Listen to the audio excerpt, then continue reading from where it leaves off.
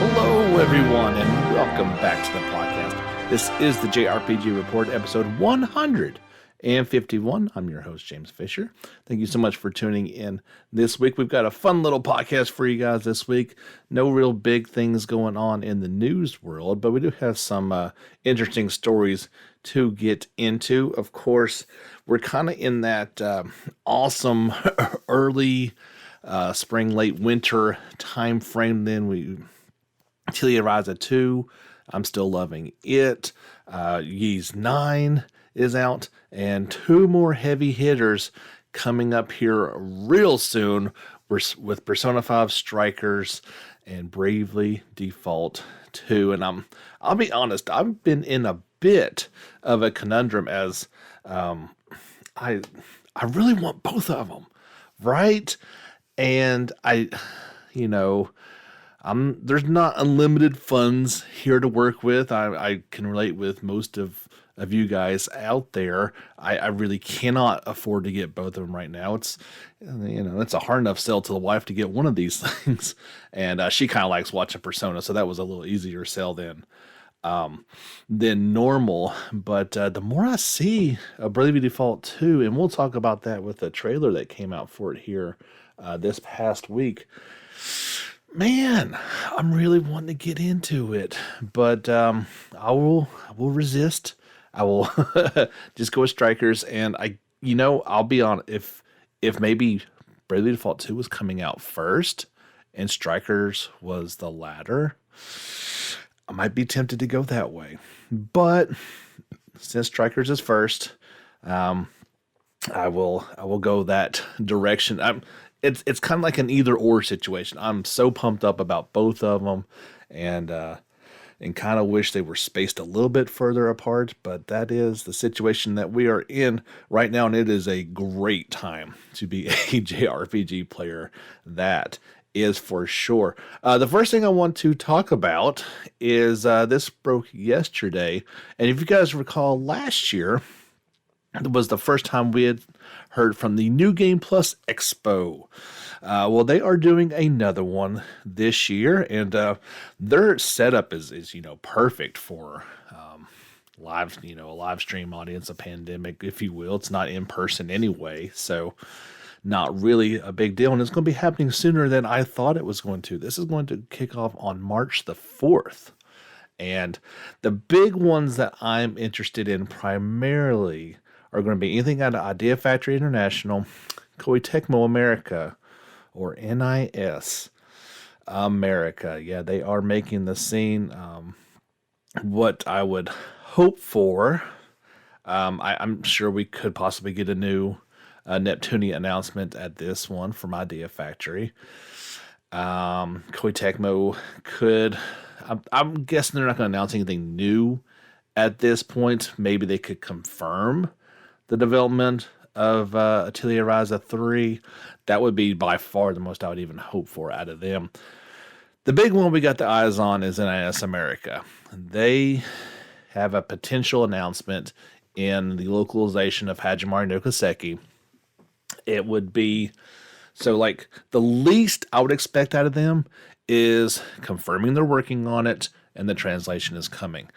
I think the best we could hope for is a release date. I'm not expecting it, but it is possible, I would guess. We've kind of speculated that was going to come at the earliest, probably fall of this year. So it would be nice. We are assuming they're working on it. There's no reason to assume otherwise. So it would be nice to get, confirmation and then potentially a release window for that. If we've not heard of one by this point, I think PC owners are rightfully due a Trails of Cold Steel 4 release date. As of this moment, it is it's coming to PC and Switch, but we only have a release date for the Switch version in April. So I would assume that if we've not gotten that cleared up, that they would also say, hey, okay, this is coming out the same day. I believe it's April 9th, if I recall off the top of my head. So yeah, there may be some other surprises in there. We also got Aka Systems, Arc System Works, Gung Ho Online Entertainment, INTI Creates. I'm not sure what they are. Natsumi Inc., Playism, and PM Studios are the publishers that will be participating with this. It'll be, like I said, on March the 4th, and it's kind of early in the morning. So if you're on the West Coast, it's 8 a.m. East Coast, it's 11 a.m. You'll be able to watch that on Twitch, they say. And there's also a YouTube channel that will be following each thing. So let's take a peek. Oh, I should have planned ahead and have my calendar a little bit within reach. Let's see.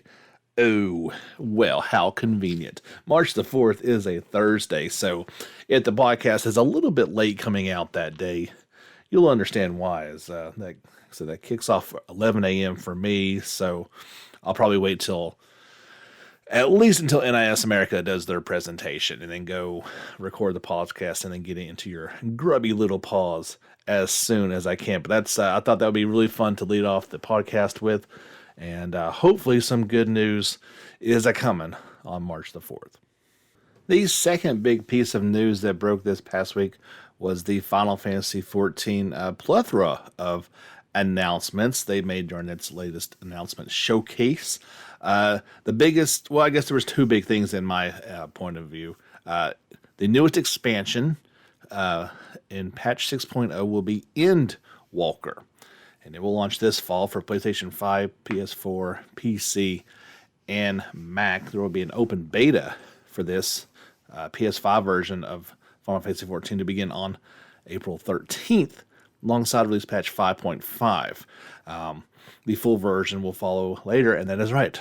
The PS5 version is for real. There is a trailer for it, and if you've been a long-time player of the series, I've kind of been watching it, from a distance for a long time. I've got a few people trying to really get me into 14, and I'm starting to at least listen to those arguments, as I understand there's some free ways to play it, and that free always kind of entices me as the cheapskate gamer that I am. But this PS5 version, if you look at this trailer, man, it looks phenomenal. I'm trying to temper any expectations of PS4 version looking like that, but it is fantastic. So let's talk about Endwalker just a little bit. Like I said, it's coming out in the fall for PC, PS4, PS5, and Mac.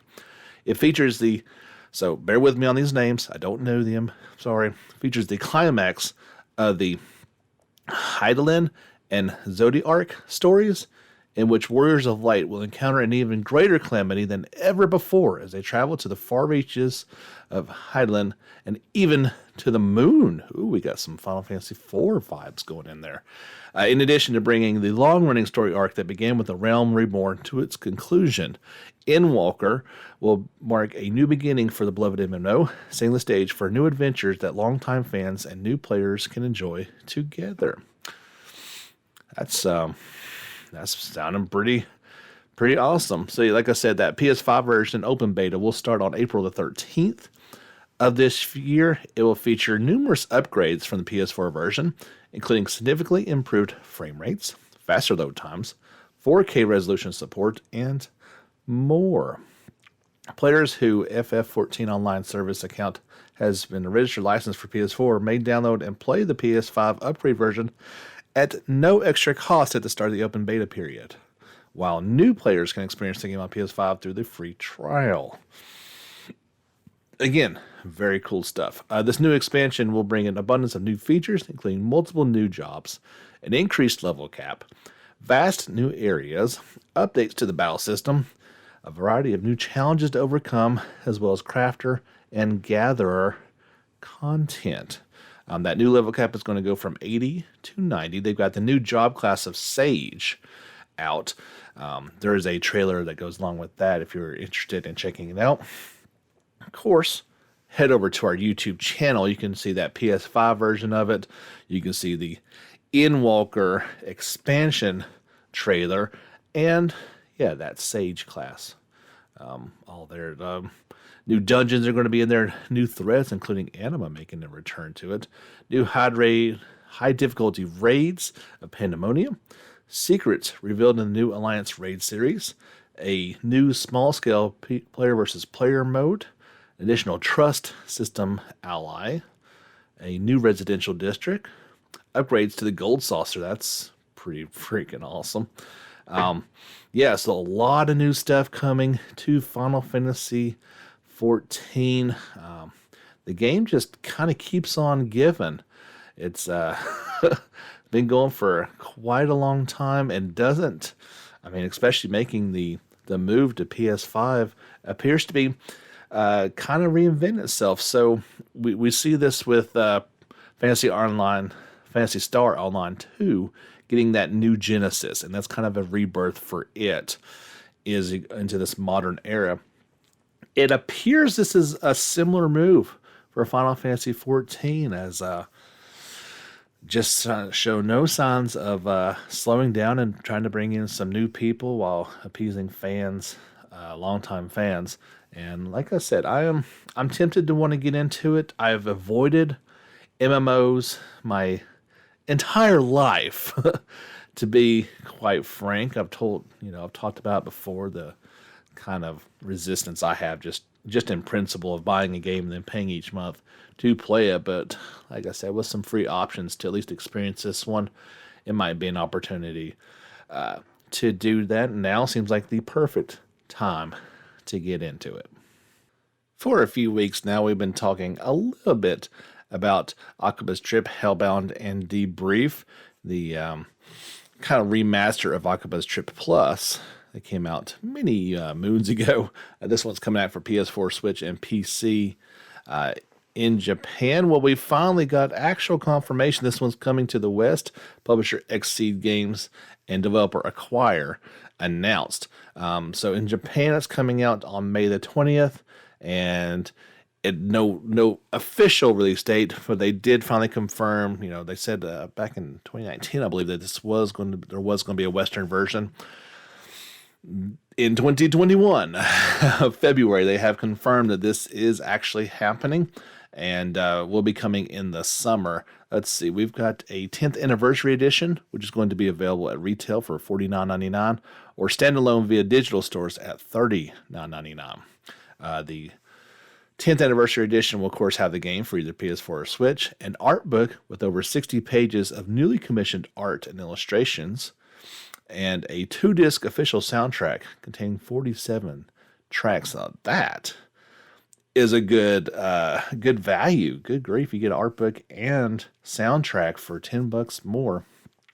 How much more companies got behind that option? So yeah, you can check out the announcement trailer over on our YouTube channel, kind of showing this one in action. It looks interesting.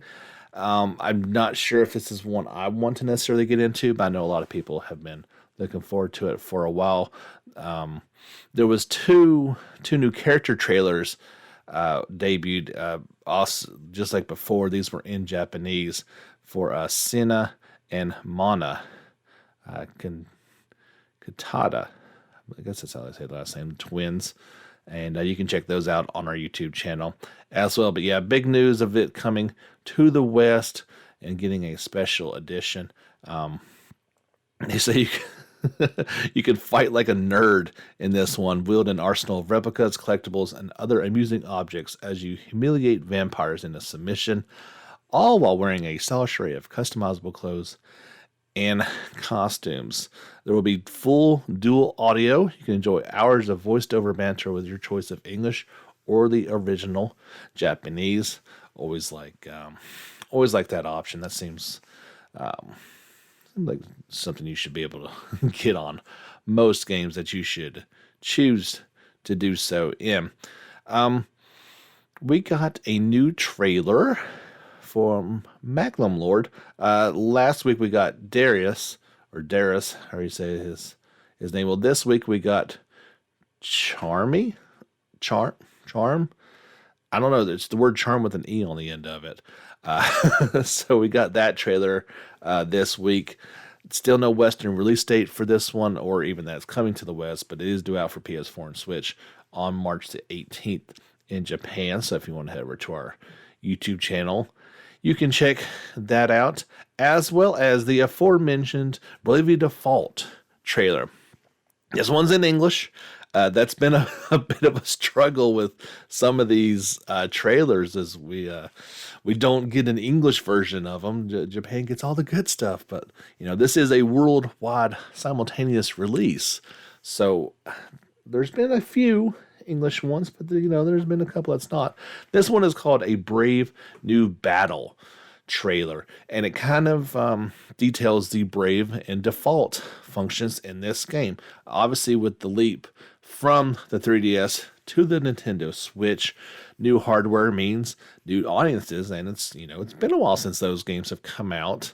Maybe there's some younger players that I don't know what a Bravely Default is. So, and they got an awesome appears to be a British actress to do the voiceover for this trailer. I invite you to check it out. It's humorous and well done, to say the least, and it kind of not only merits the Brave order system, but shows the demerits of not using the default system properly, and quite in a witty fashion of doing so. So definitely want to check that out. And like I said, seeing this one and seeing some of the other ones, playing the demo, it's really got me inspired to want to play this. It has all those old school JRPG vibes to it, and I really am taken aback. Obviously, it's kind of, I wouldn't call them chibi characters by any stretch, but they are, condensed character models, right? They're a little bit short-statured.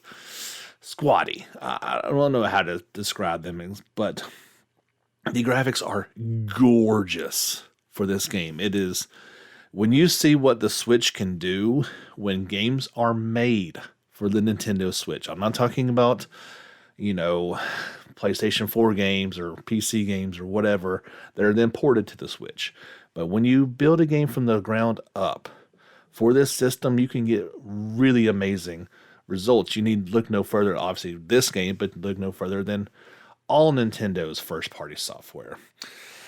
Very, very impressive, and it just makes me want to kind of dive into some old school, gameplay that my beloved turn-based battle system it feels like an aging dinosaur it's slowly dying off, and it makes me sad. But maybe, games like this can kind of help revitalize it. You can make the argument that turn-based is more popular than ever, but then there's constant calls for its destruction, so I don't understand. Anyway, back to Bravely Default 2, of course, will be out exclusively for the Switch on February the 26th worldwide, so just a little bit over 2 weeks till you can get back into that world. But definitely go check out that trailer and any other ones I've got on the YouTube channel. If you're a little bit on the fence about it, download the demo and you can see exactly for yourself what I'm so excited about. Players who are interested to play Phantasy Star Online 2 will have another way to do it, as Sega will release the PC version of the free-to-play massively multiplayer online game via the Epic's game store. This is coming on February 16th. In a quote from the company, they say, "We are so happy to releasing Phantasy Star Online 2 Global on the Epic's game store, with all the huge updates to the game over the past year, including the newest Chapter 6 update. There's more content ever to explore and play through. We can't wait to welcome all the new players to the universe and continue to snub PlayStation 4 and Switch owners." No, that last part was not in there, but it is a awesome move. Great. Put it on more things. What are they doing? Seriously, why is this game still not coming to the two highest selling consoles we've seen in a long time in the Switch and PS4? I do not understand.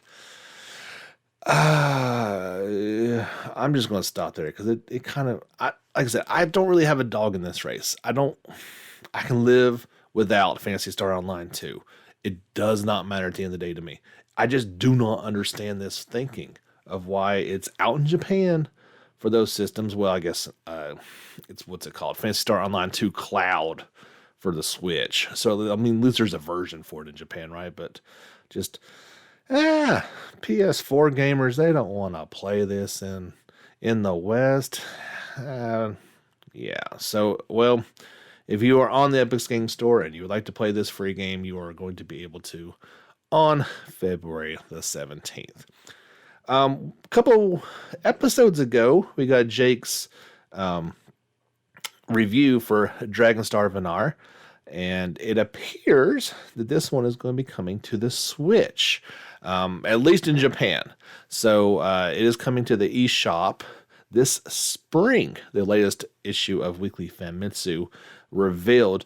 This thing is, it's been out for a while, so it does appear that there is a Switch version coming. It's already available on PS4 and PC, but with it coming to Japan on the Switch, it should, keyword should, mean it's coming to the Switch at some point in time here in the West as well. If you are looking forward to the animation, the new series From the World Ends With You, well, not too much longer, about 2 more months. It will begin airing on April the 9th, Square Enix announced.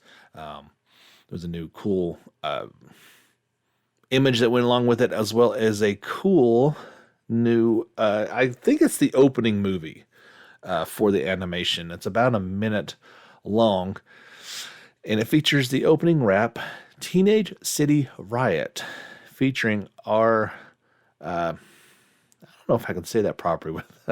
Anyway, it's we'll just say Teenage City Riot by Japanese hip hop and funk band Ollie. You can check that out. I'll put that on YouTube for you guys to check out. I'm not sure where it's going to be airing at. You may have to find that one out on your own. But it will begin airing on April the 9th if you've been looking forward to it. You don't have to wait too much longer. We talked last week about the Atelier Mysterious Trilogy Deluxe Pack. There was a new trailer for it in English for the trilogy coming out on April the 22nd. Of course, there will be deluxe versions of them, but you can definitely check that trailer out if you would like in English and see exactly what's going to be included in there and how it looks and all that fun stuff. And I'm sure we'll get some pricing for that at some point in time over here, how much that's going to set you back. Let's see. What is it? That's a premium box. Deluxe pack. There's always different ones to make this so confusing, right? They just can't have the one. We'll go over that once we get a Western release, and I can tell you everything that's going to be inside there, but it could be the Japanese version. You guys know how these collector's editions go. Sometimes it's completely different over there as opposed to over here. If you are a PC gamer and enjoying Disgaea 4 Complete Plus, well, NIS America has released a new update. There's a host of new features, including a map editor, pirates. Yeah, users can combine ship parts and arrange characters to create an original pirate ship and crew. There are foreign and defense ministers. There's a nether battle tournament, everybody's netherworld records, a pirate trial, and a ranking battle. I'm getting this trailer on YouTube here as soon as I get done with the podcast. I figured I'd get this to you guys before hosting that online so you can see exactly what all is included. And that's just, as far as I know, that's just the PC version of it. I'm not sure if the console versions have this or not. All right, we got a few more things to talk about. I'll be honest, I just recorded a few minutes and forgot to hit the record button, so I'm not sure what I missed or what I didn't miss. I'm going to have to go back and look at that next week. But breaking news that just came into the podcast. This was during the Epic Games Store announcement that they did a big thing. I didn't think there was going to be any JRPG news, but there was, and that is Kingdom Hearts is coming to PC. Yeah, didn't see that one coming. So you get the Kingdom Hearts 1.5 and 2.5 remix, the 2.8 final chapter prologue, Kingdom Hearts 3, and Remind, and even the new Melody of Memory game coming to PC on March 30th. Now, this is going to be exclusively on the Epic's Game Store. Yeah, so that's big news. Currently, these are available on PS4 and Xbox One. Melody of Memory available also on the Switch. I don't know about pricing. I don't see that anywhere. So maybe those. Oh, here it is. Yeah, so 1.5 and 2.5 remix is going to go for $50. 2.8 is going to go for 60. Part 3 and Remind for 60, and Melody of Memory for 60. So yeah, there you go. If you've been holding out for the PC releases, there you go. They are coming on March. Oh, where to go? Wait, March 30th. That's it. See, kind of some breaking news there on the podcast. That's always fun. We got some good news on the Twitter channel that Nihon Falcom had an excellent financial quarter. They do kind of a weird financial year running from October to September. So anyway, the last quarter they had numbers were up big time. About 35% as a whole over from last year. Operating profits up about 47%. Just in Japan alone, they were up 102% from last year. And their licensing division, which they give stuff out to NS America and Clouded Leopard Entertainment, it was up almost 30%. So big numbers all around. Everything's in yen, so I don't really want to get into all that and what it means. But from a long time Falcom supporter, I really hope they put this money back into the business and can do something. I don't know what can be done, but surely something can be done about the just awfully long wait time that we have in between Japanese releases and Western releases. We would really do well. I think that's one of the biggest things I think that's really holding them back from going into that next tier of publisher, right? So you got Square Enix up top and kind of on its own, tier all by itself just because they're so big. Then you got like the Atlases, Otherworld, and the Nippon Ichis, and the all these other ones. Well, Falcom is right there, right? They should be, and if they just get that little bit of bump and can make things, a little more accessible, their popularity is higher than ever. So if they can really cut down on that time, I think it's going to be, do well for them. If you got some money this Valentine's Day and want to spend it on a few different products, you got a few more days for this one. Square Enix did I don't know why, but they're doing a massive Valentine's Day sale. This is running now through February 15th. There's 271 products in total, but these are kind of the highlighted ones that I want to go over. You can pick up the Collection of Mana on Switch for $20. Final Fantasy XII Zodiac Age Collector's Edition on PS4, $100. You can get Shadowbringers from Final Fantasy XIV for $20. You can get the Final Fantasy XV Royal Edition for either PS4 or Xbox for $10. That Kingdom Hearts all-in-one package down to $30. Kingdom Hearts 3 is only $10. Melody of Memory, even with a discount, down to $45. And if you've not picked up Trials of Mana, you can get it about half price for $29.99 right now. So that's pretty good. You can't. It's hard to argue with those kinds of numbers. Not to be outdone, and hang on just one second. Let me, my throat was getting a little dry, but I didn't want to stop. We're about to wrap this thing up. There is a big in Japan sale going on right now. I didn't think this was this time of year, but Normally we get the Golden Week sale. We know when that's going to be, but the Big in Japan sale, and they're claiming you can save up to 75% off certain titles. This will go through February the 24th. So that's kind of run through. I don't know why the PlayStation Store website doesn't allow you to filter choices like you can on the actual PSN store on the PlayStation. But here I'm just going to go through. There's 5 pages of stuff to kind of highlight, and I'm going to try to pick out the JRPGs as I see them. There's a lot. So the aforementioned all-in-one Kingdom Hearts package down to $25. You can pick up Kingdom Hearts 3 Remind for $20. There is 1.5 Kingdom Hearts and 2.5 down to just $12.50. That's crazy cheap. Kingdom Hearts 3 is down to $18.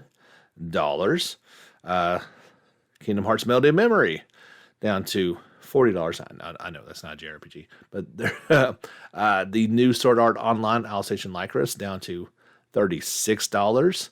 Keep in mind, this is all in the PSN stores, so it's all digital. Monster Hunter World Iceborne Digital Deluxe Edition is $27. Code Vein, under $20 now. And when I shared this on our socials, I jokingly put it was the semi-annual Tales of Berseria sales event, as it's always $20. You can pick it up any day of the week, all day long for $20. They put it on sale all the time for $10 and see if people will buy it. And I'm guessing there's still people that haven't experienced that awesome game. You should definitely do so. I'm guessing all the Trails games are probably on sale, but I can see Cold Steel 2 down to $24. Cold Steel 4 is down to $45. You can get the Cold Steel 4 Deluxe one down to, oh no, my page just disappeared on me. It's on sale. I think it's normally $70. I think it's down to $60, but my page went away. So, and why do not have prices? Hello, PlayStation Store, why are you doing this to me? Don't give me no prices, because I can't tell the people if stuff is on sale or not. Oh, goodness. It's just completely stopped. Anyway, there's a ton of stuff on sale. I see Cold Steel 3, Tales of Vesperia. I wish I could give you prices for these, but my page is just dead. I don't know what's going on anymore. I don't know if it's an internet problem or what. But yeah, I mean, there's Odin Sphere. Oh gosh, how do you say that? Lufersar? How do you say it? That awesome game. There's Ni no Kuni 2.